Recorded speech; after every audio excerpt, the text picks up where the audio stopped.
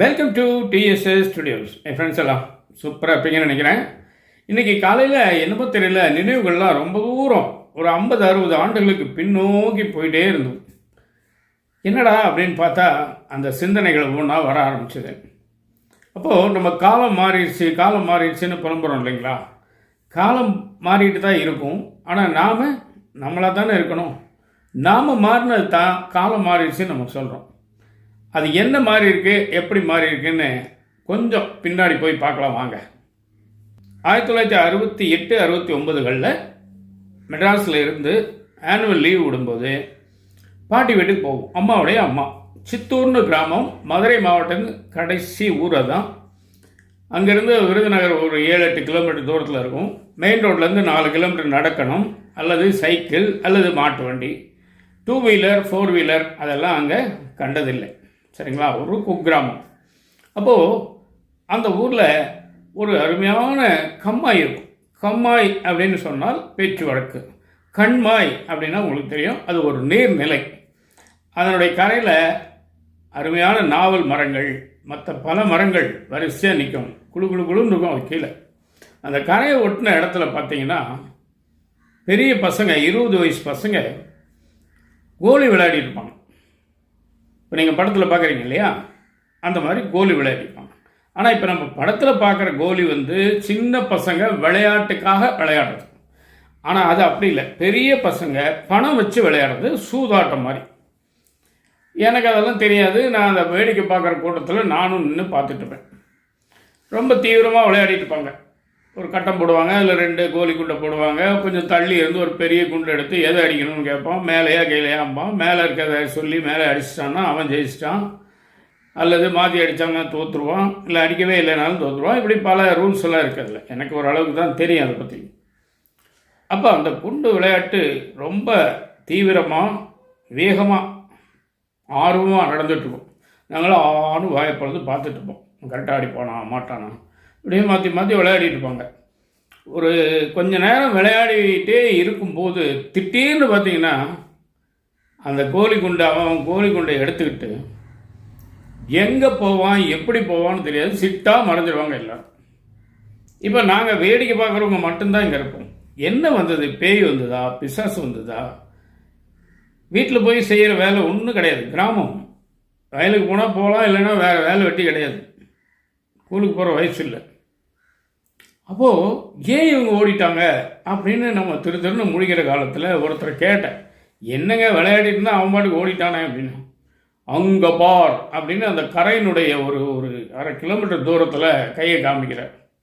எனக்கு ஒன்றும் தெரியல, நல்லா உத்துப்பார் அப்படின்னு பார்த்தா ஒரு சைக்கிள் வருது, அது மேலே ஒரு போலீஸ்காரர் உட்காந்து ஓட்டிகிட்டு வர்றார். அந்த காலத்து கான்ஸ்டபிள், அரைக்கால் சட்டை, அரைக்கை சட்டை, சும்மா கஞ்சி போட்டு விறப்பாக இருக்கும். என்னன்னா அந்த கால் சட்டையினுடைய நுனி ஒரு அடி தூரம் தள்ளி நிற்கும். அந்த மாதிரி ஒரு முருன்னு சிகப்பு தொப்பி தலையில் போட்டுட்டு வர்றாரு. அவர் எதுக்கு வர்றாருன்னு தெரியாது, ஏதோ ஒரு தகவலுக்காக வர்றாரு அவர். ஆனால் இதை பார்த்த உடனே இந்த கோலி குண்டு விளையாடின பசங்க ஜஸ்ட் எஸ்கேப்.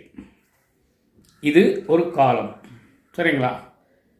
இன்னைக்கு இப்போ சமீபத்தில் என்ன நடக்குதுங்க, இப்போ ஆன்லைனில் ரம்மி விளையாடுங்க, கும்மி விளையாடுங்க, அதை விளையாடுங்க, இதை விளையாடுங்கன்னு விளம்பரம் வருது. ஒரு வயசான அம்மா சொல்லுது, நான் ரம்மி விளையாடினேன், எனக்கு இவ்வளவு கிடைத்தது அப்படின்னு. அது மட்டும் இல்லை, அறிமுக போனஸ் 2000 உங்களுக்காக காத்துக்கிட்டு இருக்கு அப்படிங்கிறான். அப்போது ஒரு சாதாரண 2 சின்ன கோலி குண்டை வச்சு 4 8 1 ரூபாய்க்கு உள்ள பெட் கட்டி சூதாட்டம் நடத்திய அந்த காலத்தில் ஒரு சாதாரண கான்ஸ்டபிள் சிகப்பு தொப்பி கண்ணுக்கு தெரிஞ்சவன பிச்சுட்டு ஓடிட்டான். பார்த்தீங்களா? அதுதான் காலம். இப்போ இருக்கு பாருங்க, இதுதான் கலிகாலம். இப்போ நீங்கள் போய் மரத்தடிக்கு போக வேண்டாம், கஷ்டப்பட வேண்டாம். உங்கள் வீட்டுக்குள்ளேயே, உங்கள் ஆண்ட்ராய்ட் ஃபோன்லேயே, உங்கள் லேப்டாப்லேயே, உங்கள் கம்ப்யூட்டர்லேயே, ஆன்லைன்லேயே விளையாடுறதுக்கு வசதி வருது. சூதாட்டம் விளையாடலாம், என்ன வேணால் விளையாடலாம். அப்போது இந்த அளவுக்கு படுமோசமாக ஓடி ஒளிந்து பயந்து செய்து கொண்டிருந்த அந்த காரியங்கள் இன்று ஓப்பனாக பெருமையாக நான் ரம்மி விளையாடினேன், எனக்கு 40,000 ரூபாய் கிடைத்ததுன்னு ஒரு பொண்ணு. காலம் மாறிடுச்சுன்னு நம்ம சொல்கிறோம் இல்லைங்களா? நாம தான் மாறிட்டோம். ஏன் இந்த ரம்மியை நீங்கள் விளையாடணும் கட்டாயமா? பணம், எப்படியாவது அந்த பணத்தை சம்பாதிக்கணும் இல்லைங்களா? அதான கணக்கு. எந்த சூதாட்டத்தையும் எடுத்துக்கோங்க, முதலில் பணம் வரும், கண்டிப்பாக வரும். போக போக போக போக பணம் போகும். அப்போ நீங்கள் ஒரு 10,000 ரூபாய் சம்பாதிச்சிங்க அப்படின்னு சொன்னால் உங்களுக்கு உற்சாகம் பீறிட்டுரும். ஆனால் 1,00,000 ரூபாய் நீங்கள் பின்னாடி விட போகிறீங்க குறுகிய காலத்தில். 1,00,000 ரூபாய் விட்ட பிறகு உங்களுடைய மனநிலை எப்படி இருக்குன்னா, விட்டதை பிடிச்சே ஆகணும். அப்போது இன்னொரு விளையாட்டு, இன்னொரு விளையாட்டு, இன்னொரு விளையாட்டு. இப்போ இந்த பழைய காலத்து ஞாபகம் வந்ததுனால அன்னைக்கு இருந்த அந்த ஒரு பய உணர்ச்சி எங்கே போயிடுச்சு? அன்னைக்கு இருந்த அந்த ஒரு நியாய உணர்ச்சி உங்களுக்கு எங்கே போயிடுச்சு? ஏன் இப்படி நீங்கள் இந்த மாதிரி ரம்மிக்கும் கும்மிக்கும் ஏன் நீங்கள் அடிமையாகிறீங்க? தயவுசெய்து இதெல்லாம் விட்டுருங்க. இதுதான் கால மாற்றம்னு சொல்கிறது. அப்படிலாம் ஒன்றும் மாறலை, நாம் தான் மாறிட்டோம். சரிங்களா? நவீனம் வந்தால் நம்ம அதை கூட போய் ஆகணும்னு கட்டாயமா? அது சட்டவிரோதம்னு ஒன்று இருக்கு இல்லையா? ஆனால் ஆன்லைனில் மட்டும் எப்படி வருதுன்னு தெரியலையே, அதுக்கு என்ன அதிகாரம் இருக்குன்னு தெரியலையே நமக்கு. ஆக மொத்தம் சட்டப்படி நடந்தாலும் இல்லாவிட்டாலும் நமக்கு கவலை இல்லை, எனக்கு அது வேண்டாம் அப்படிங்கிற ஒரே முடிவோடு நீங்கள் இருங்க. கண்டிப்பாக சூதாட்டத்தில் ஜெயித்தவன் யாருமே இல்லை.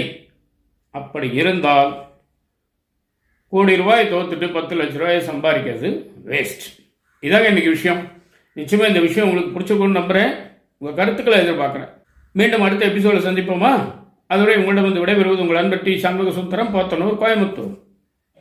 நன்றி, வணக்கம்.